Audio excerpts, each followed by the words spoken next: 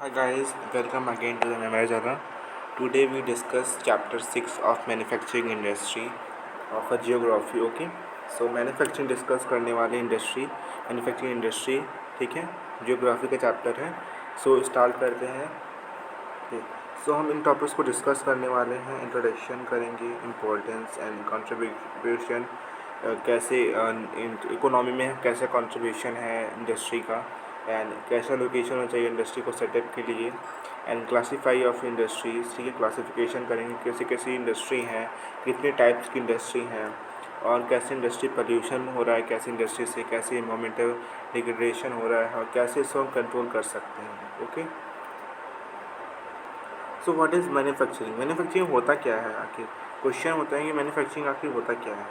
So manufacturing simple is data production of good in a large quantities, ठीक है, किसी चीज़ का प्रोडक्शन करना, उससे बहुत ज़्यादा प्रोडक्शन करना, और उसको प्रोसेस करके रॉ मटेरियल से उसे एक प्रोडक्ट बनाना, एक अच्छा वैल्यूएबल प्रोडक्ट बनाना, तो उसको कहते हैं हम मैन्युफैक्चरिंग. जैसे एग्जांपल हो गया वुड हो गया, फिर शुगर हो गया, ठीक है, या फिर कैचअप हो गया, या फिर पेपर हो गया, ठीक है. So manufacturing industry are the industry that make product from raw materials by a manual labour और मशीनरी. सो प्रोडक्ट को बनाना ही उसको मैन्युफैक्चरिंग इंडस्ट्री जो करती है, और प्रोडक्ट को बनाती हैं, किससे बनाती हैं, रॉ मटेरियल से बनाती हैं प्रोडक्ट को. ओके ओके, सो इम्पोर्टेंस क्या है आखिर इंडस्ट्री का, मैन्युफैक्चरिंग इंडस्ट्री का किस लिए इम्पोर्टेंस है हमारे लिए, मतलब इम्पोर्टेंस की ज़रूरत क्या है मैन्युफैक्चरिंग इंडस्ट्री की. तो कैसे इंडस्ट्री का ये क्वेश्चन आता है कि what is the importance of manufacturing industry का. ओके, तो यहाँ पे आप देख सकते हो कि it reduce the dependence of people on agriculture income, ठीक है. कैसे एग्रीकल्चर इनकम पे, मतलब उन लोग को जॉब्स दे रही है इंडस्ट्री में, या फिर कोई फैक्ट्री में, या ठीक है, तो उनको प्रोवाइड कर रही है एम्प्लॉयमेंट. तो जो लोग एग्रीकल्चर में इन्वॉल्व हैं, तो उनको जो है वहाँ से इंडस्ट्री में काम करने का मौका मिल रहा है, तो इससे डिपेंडेंस जो है एग्रीकल्चर पे वो कम होती जा रही है, ठीक है.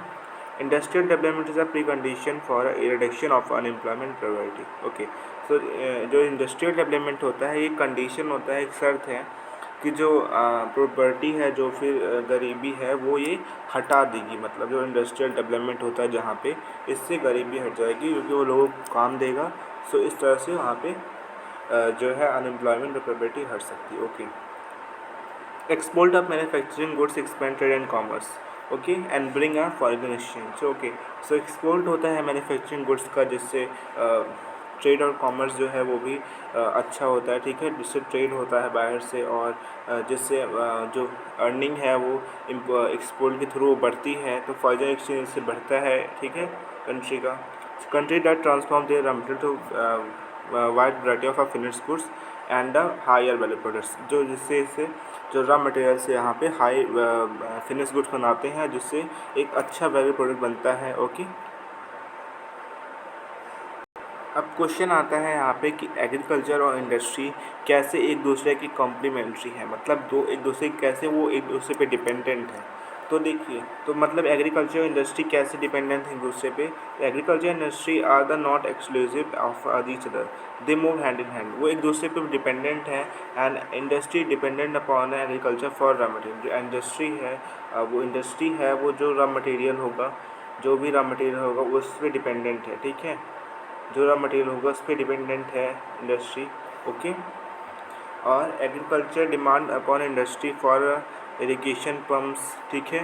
तो अब जो ये होगा, जो एग्रीकल्चर होगा, जहाँ पे एग्रीकल्चर में भी तो हम लोग को ज़रूरत होती है, जैसे फर्टिलाइज़र्स का हो गया, तो वो लोग हमें किस इंडस्ट्री से मिलेगी, जो प्रोडक्ट होंगे. तो उस तरह से पाइप्स हो गए, या फिर इरिगेशन पम्प्स हो गया, तो ये सब हमें इंडस्ट्री से मिलेगी, ठीक है. तो इस तरह से हम इंडस्ट्री एक दूसरे पे डिपेंडेंट है. इंडस्ट्री से हम इंडस्ट्री जो है वो रॉ मटेरियल ले रही है एग्रीकल्चर से, और एग्रीकल्चर जो है वो इरिगेशन पम्प्स या फिर फर्टिलाइज़र्स. ओके, सो एक दूसरे पे वो डिपेंडेंट है.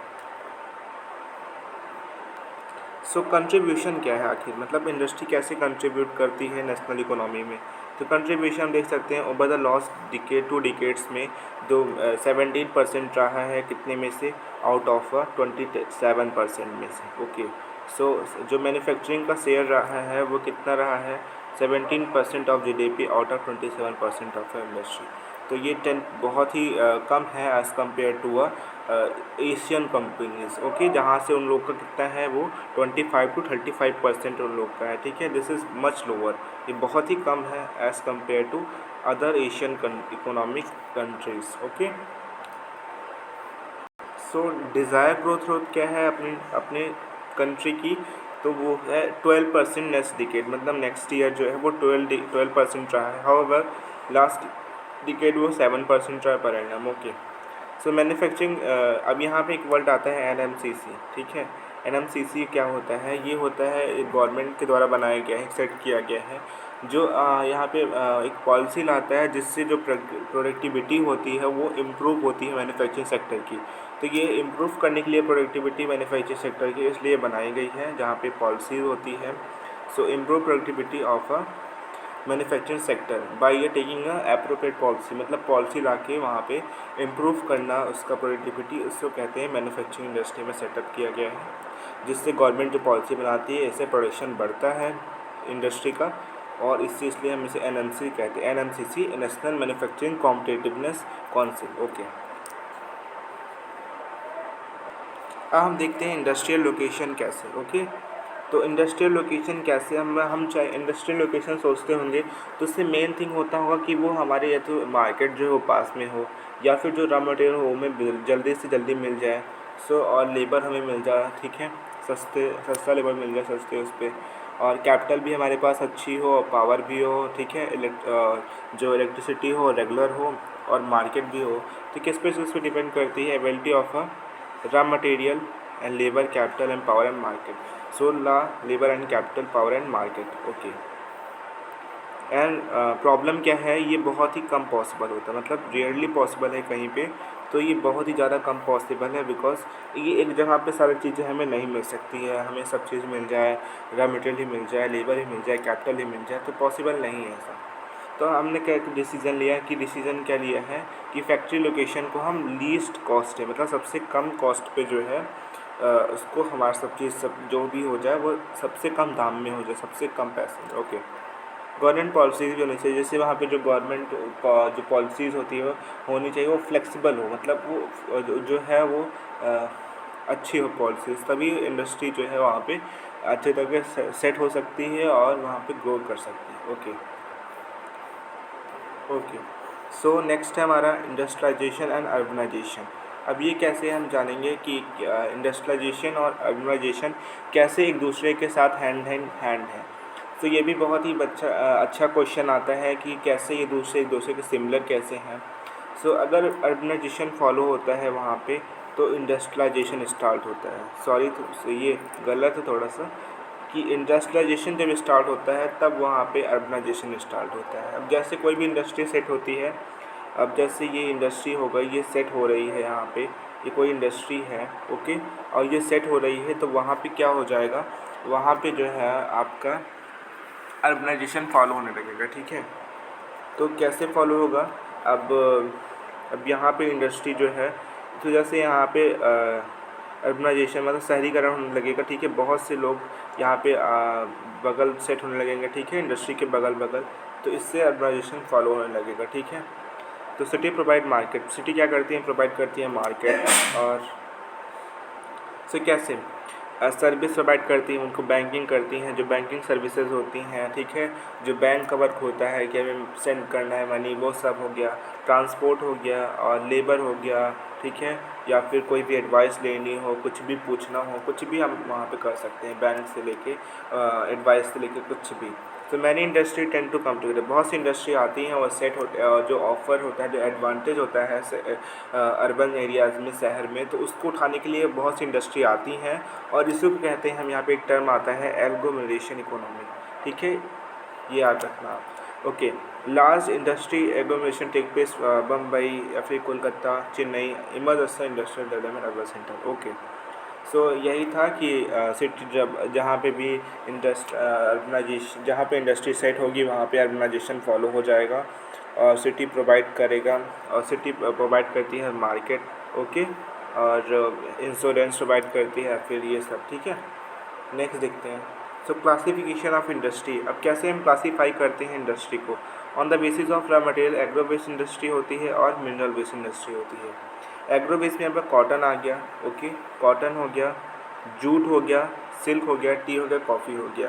जो भी हमें प्लांट से मिलता है उसको हम कहते हैं एग्रीकल्चर से जो भी मिलता है उसको हम एग्रो बेस्ड इंडस्ट्री में डालते हैं। और मिनरल बेस्ड इंडस्ट्री में आते हैं जैसे आपका आयरन हो गया, स्टील हो गया, सीमेंट हो गया, एल्युमिनियम, मशीन एंड टूल, ठीक है, ये सब हो गया। जो भी मिनरल बेस्ड हो गए जैसे आयरन हो गया आपका, सीमेंट हो गया, सो ये सब आपका मिनरल बेस्ड में आता है, ओके। अब मेन रोल में क्या आता है? बेसिक इंडस्ट्री और की इंडस्ट्री। अब जो बेसिक इंडस्ट्री होती है वो जो है क्या करती है, वो रॉ मटेरियल खुद दूसरे को प्रोवाइड करती है, दूसरे मैन्युफैक्चरिंग इंडस्ट्री को प्रोवाइड करती है, ठीक है। यहाँ पे लिखा हुआ इंडस्ट्री हुई supply their products as raw material to manufacture other goods, जो दूसरे मैन्युफैक्चरिंग इंडस्ट्री के गुड को करती है, रॉ मटेरियल प्रोवाइड करती है, उसको जैसे होगी आयरन, स्टील, सो ये दूसरे इंडस्ट्री को प्रोवाइड करती है। कॉपर स्मेल्टिंग हो गया, फिर एल्युमिनियम, ठीक है। और कंज्यूमर इंडस्ट्री क्या होती है? जैसे जो डायरेक्ट यूज़ होते जो प्रोडक्ट प्रोड्यूस होते हैं good direct use for consumer, जैसे कंज्यूमर हम लोग हो गए, तो जो डायरेक्ट यूज़ जो होता है जैसे हो गया आपका टूथपेस्ट हो गया और शुगर हो गया, तो जो भी हम डायरेक्ट यूज़ करते हैं उसमें कंज्यूमर इंडस्ट्री में आता है, okay. On the basis of a capital investment, capital industry में आपके आ गया स्मॉल स्केल इंडस्ट्री और लार्ज स्केल इंडस्ट्री।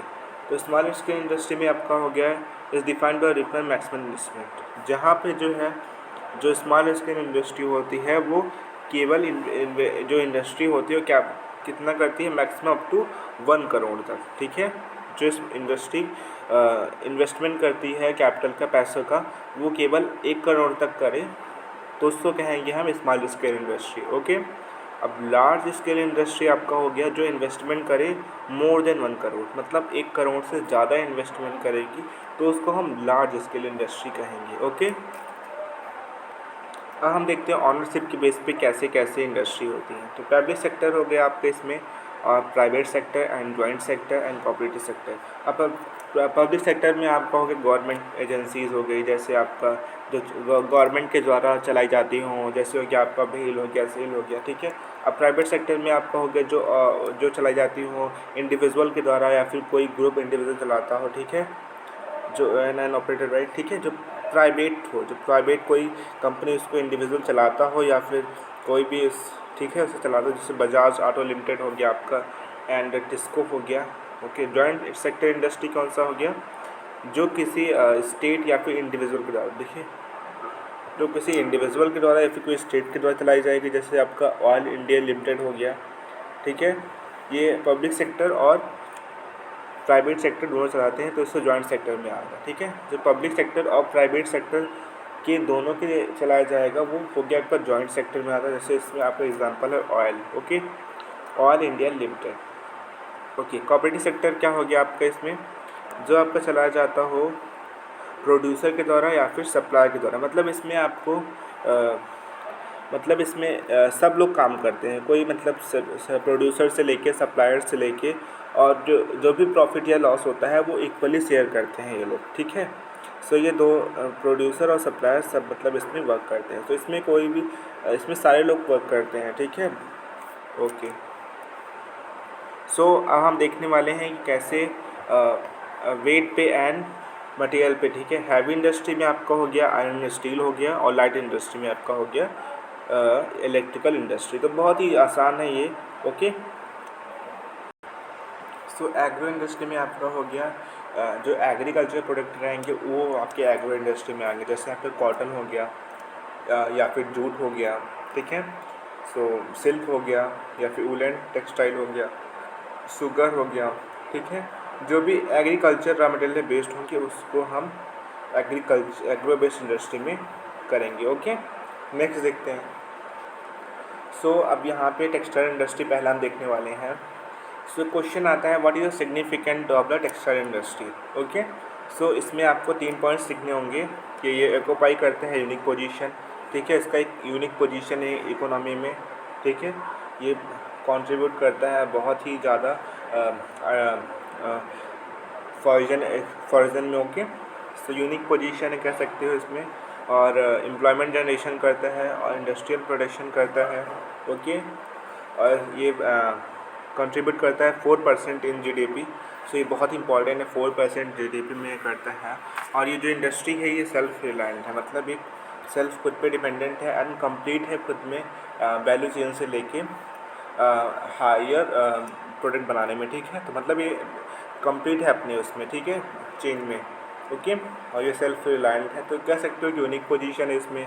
और एम्प्लॉयमेंट जनरेशन है, कंट्रीब्यूट करता है 4% जीडीपी में, सेल्फ रिलायंट है। तो ये सब कह सकते हो कि इस वजह से ये एक इंडस्ट्री, टेक्सटाइल इंडस्ट्री अच्छी उसमें इकोनॉमी में यूनिक पोजीशन करती है। ओके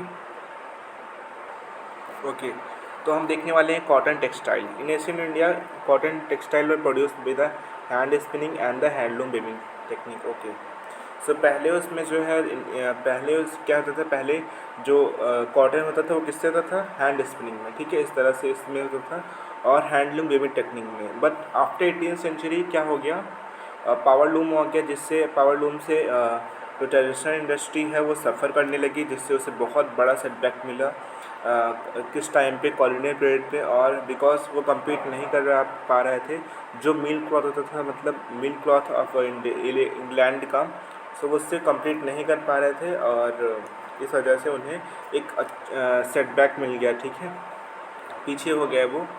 और फर्स्ट सक्सेसफुल टेक्सटाइल मिल कहाँ पे हुआ था इस्टेब्लिश, तो वो बम्बई 1854 में हुआ था, ठीक है। कहाँ पे, बम्बई इन 1854। एक क्वेश्चन आता है, और एक क्वेश्चन और था कि फर्स्ट और आता है नेक्स्ट क्वेश्चन कि पहला आपका आता है फर्स्ट टेक्सटाइल मिल पूछते हैं, तो और पूछते हैं फर्स्ट जूट मिल कहाँ पे हुआ था, तो आपका वो आता है कोलकाता इन ऋषिराम में। ओके, नेक्स्ट देखते हैं आगे। सो यहाँ पे एक बहुत इंपॉर्टेंट क्वेश्चन आता है कि why are most of the textile industry cotton textile were set up in Maharashtra and Gujarat, ऐसा क्यों है। सो यहाँ पे क्वेश्चन लगा दो। तो ऐसा इसलिए है बिकॉज वहाँ पे अवेलेबिलिटी है रॉ कॉटन की, ठीक है, वहाँ पे रॉ कॉटन है, ट्रांसपोर्ट है, और वहाँ पे पोर्ट फैसिलिटी है, जो नदी से लेकर सारी फैसिलिटीज़ हैं उधर, ठीक है, ट्रांसपोर्टेशन के लिए, दूसरे कंट्रीज़ के लिए जाने के लिए। और वहाँ पे क्लाइमेट अच्छा है, मॉइस्ट क्लाइमेट है, ठीक है, एंड इस वजह से वहाँ पे वो लोकलाइजेशन में भी कंट्रीब्यूट करता है। तो वहाँ पे रॉक कॉटन है, मार्केट भी अच्छा है, ट्रांसपोर्ट है, तो इस वजह से हम कह सकते हैं कि वो मोस्ट ऑफ द इंडस्ट्री व setup in Maharashtra and Gujarat, cotton textile only. Okay, और वहाँ पे जनरेट करती है एम्प्लॉयमेंट। कैसे जनरेट करती है एम्प्लॉयमेंट, फार्मर्स के लिए, और जो कॉटन वूल प्लकर्स होते हैं, और वर्कर्स इंगेज रहते हैं इन गेनिंग, स्पिनिंग, ठीक है, तो कपड़ा बनाने में या धागा जो भी है, या फिर डाइंग उसको करने में, ठीक है, कलर में, ठीक है, डिज़ाइनिंग में करने में, पैकेजिंग करने में, और इन सब में वो एम्प्लॉयमेंट पाते हैं, मतलब, ठीक है। तो वहाँ पे एम्प्लॉयमेंट भी मिलता है इन लोग में, सब में, ठीक है, और वहाँ पे अवेलेबिलिटी है सारी चीज़ों की जो भी उन्हें चाहिए उसके कॉटन के लिए। तो इस वजह से वो लोग सेट हो रहे हैं। सपोर्ट बहुत सी अदर इंडस्ट्री को सपोर्ट करती है, क्रिएटिंग डिमांड, बिकॉज बहुत इंडस्ट्री में इसकी डिमांड रहती है, तो ये सपोर्ट करती है अदर इंडस्ट्री को भी। तो ये 3 पॉइंट्स लिख सकते हो आप। ओके, सो यहाँ पे है नेक्स्ट हमारा व्हील स्पिनिंग कंटिन्यूटी सेंट्रल, जो धागा होता है वो सेंट्रलाइज हो रहा है, बट जो वेविंग है वो किस लिए डिसेंट्रलाइज हो रहा है। सो क्वेश्चन ये है। So spinning continuity centralize in Maharashtra, Gujarat and Tamil Nadu. Okay, and weaving is highly decentralize to provide scope for incorporating traditional skill. तो जैसे वो स्पिनिंग है, वो धागा है, तो उसके लिए तो वो कहीं भी हो सकता है, ठीक है, महाराष्ट्र में, गुजरात में, कहीं भी हो सकता है, वो अपने प्लेस पे हो सकता है जहाँ पे इंडस्ट्री लोकेट होगी। और जो वेविंग है वो यहाँ पे किस लिए वो डिसेंट्रलाइज हो रहा है, बिकॉज वो जो नए नए जो कपड़ा बनाने के लिए जो भी नए नए तरीके होंगे, वो अब एक जगह तो होगा नहीं, जिसके पास स्किल होगा तो वही बना पाएगा। तो इस स्किल के लिए प्रोवाइड करने के लिए वे अलग अलग स्टेट में ये डिसेंट्रलाइज है। Okay, for weaving in cotton, silk के लिए, ठीक है, एम्ब्रॉयडरी के लिए। तो इंडिया है world class in production spinning and weaving, supply low quality of fabric. और वेविंग में क्या होता है, low quality of fabric use होता है, मतलब लो क्वालिटी का वो यूज़ होता है धागा इसमें, ठीक है। और it can not be use high quality of a yarn, और जो high quality of a yarn मतलब धागा जो होता है वो यूज़ ही नहीं होता, ठीक है। जो कि प्रोड्यूस होता है कंट्री में अपने, बट यूज़ नहीं होता, ठीक है। और जो इसलिए वो क्या करते हैं, कपड़ा बाहर से इम्पोर्ट करते हैं, ठीक है, बिकॉज स्किल नहीं है यहाँ पे, इस वजह से डिसेंट्रलाइज भी है, ठीक है, वेविंग हमारा, ठीक है। नेक्स्ट हमारा Indian textile trade. Okay, India export to yarn to Japan, ठीक है। इंडिया एक्सपोर्ट करता है जो धागा होता है वो जापान को करता है, और कुछ अदर जैसे यूएसए होगा, यूके को करता है, तो बहुत सी कंट्रीज से करता है। सो प्रॉब्लम क्या है, तो जो अपनी स्पिनिंग मिल्स है वो कॉम्पिटिटिव है ग्लोबल लेवल पे, और कैपेबल है फैब्रिक्स भी प्रोड्यूस।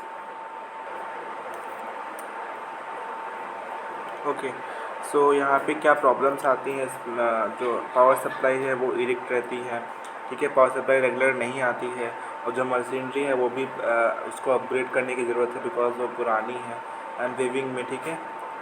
और processing sector in particular other problems are low output of labour. जो आउटपुट ऑफ लेबर होता है वो बहुत सी इंडस्ट्री में हमें लो दिखता है, मतलब जो लेबर जो होते हैं उनका जो वर्किंग है वो उतना अच्छा नहीं है, सो इसलिए जो कंपनी है वो सफ़र करती हैं। ओके, कंपटीशन, जो सिंथेटिक सब्स्टिट्यूट आ गया है, सिंथेटिक फाइबर आ गया है, इस वजह से कंपटीशन काफ़ी ज़्यादा बढ़ गया है। ओके, और ये fragmentation is a main drawback of a dyslexia, जो मतलब ये बट मतलब धीमे धीमे छोटे छोटे पार्ट्स में ये जो, इस वजह से इसका ड्रॉबैक हुआ है, जो छोटे बहुत छोटे छोटे पार्ट्स में चला गया है, इस वजह से प्रॉब्लम है ये। और हमें रिक्वायरमेंट है कि हम इम्प्रूवमेंट करें वेविंग सेक्टर में इंस्टेड ऑफ एक्सपोर्टिंग यार्न, ठीक है। हम उसको धागे को जो है एक्सपोर्ट ना करें, और उसको हम जो है हम इम्प्रूव करके जो है वेविंग को, उसमें हम अपने जो धागा है उसको यूज करें, ठीक है, यार्न को। ओके, तो हम यही लिख सकते हैं कि पावर सप्लाई इरेक्ट है, और मशीनरी को अपग्रेड करने की ज़रूरत है, और low output of labour. Okay, तो इरेक्ट एंड अपग्रेड की ज़रूरत है हमें। Okay, upgrade date. Okay, low output of labour,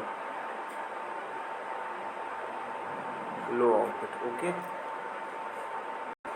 next हमारा है जूट टेक्सटाइल। अब जूट टेक्सटाइल में हम देखने वाले हैं, ओके, इंडिया जो है वो लार्जेस्ट प्रोड्यूसर है जूट का, एंड जूट प्रोड्यूसर का। ओके, सेकेंड लार्जेस्ट एक्सपोर्टर है, मतलब बाहर से एक्सपोर्ट करने वाला जो है, इसको भेजने वाला बांग्लादेश के बाद सेकंड पे है, समझे। तो and they was about 80 jute mills जो है वो है। ओके, 80 जूट मिल्स हैं, एंड लोकेशन ऑफ बंगाल में है जो जूट मिल है, बिकॉज वहाँ पे जो वाटर है वो हमें आसानी से मिल सकता है, और जो वाटर है बहुत ज़्यादा फेवरेबल है फॉर जूट के लिए। और वहाँ पे ये सारी इंडस्ट्री जो है वो जो ये नदी के पास ज़्यादा रहेंगे, बिकॉज वाटर की ज़रूरत वहाँ रहती है, ठीक है। ट्रांसपोर्टेशन कॉस्ट भी कम लगेगा, बिकॉज वो आसानी से वाटर ट्रांसपोर्ट से हो सकती हैं, तो इस वजह से वो लोकेशन कहाँ पे, वेस्ट बंगाल में वो सब सेट हैं।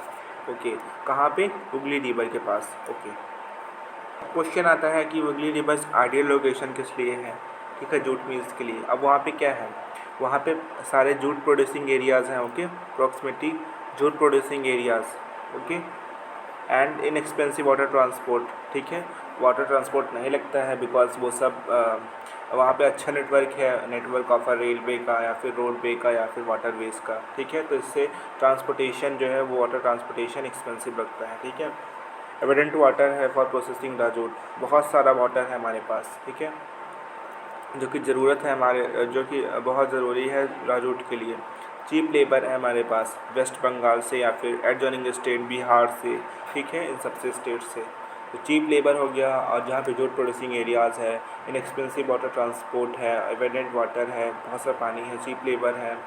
कोलकाता कोलकाता वहाँ पे लार्ज अर्बन सेंटर जो हमें प्रोवाइड करता है सारा कुछ, बैंकिंग हो गया या फिर इंश्योरेंस हो गया, ठीक है, या फिर पोर्ट फैसिलिटीज़ हो गया एक्सपोर्ट के लिए, भेजने के लिए। तो बहुत चीज़ें जो है, इस वजह से ये सारी चीज़ों से वो कहाँ पे है, हुगली मिशन के पास ये सिचुएटेड है जूट मिल्स। ओके, हाँ, तो क्वेश्चन आता है, did you know the first jute mill कहाँ पे हुआ था, 1855 एट रिसीरा। ओके, तो फर्स्ट जूट मिल कहाँ पे हुआ था, कोलकाता में, एट 1855 में, एट कोलकाता। ओके, कोलकाता इन रिशिरा। ओके, जिसमें से आफ्टर पार्टीशन का 3/4 जूट मिल जो है किसके पास चला गया, बांग्लादेश के पास। हमारे पास कितना बचा, 1/4।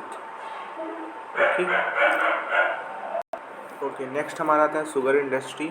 हम देखना है शुगर इंडस्ट्री में क्या क्या है, कैसे एक अच्छा उससे कंट्रीब्यूशन है इसका, कितना प्रोड्यूस करता है, तो ये सब देखने वाले हैं हम इसमें। ओके शुगर की बात आती है तो ये सेकंड लार्जेस्ट है प्रोड्यूसर।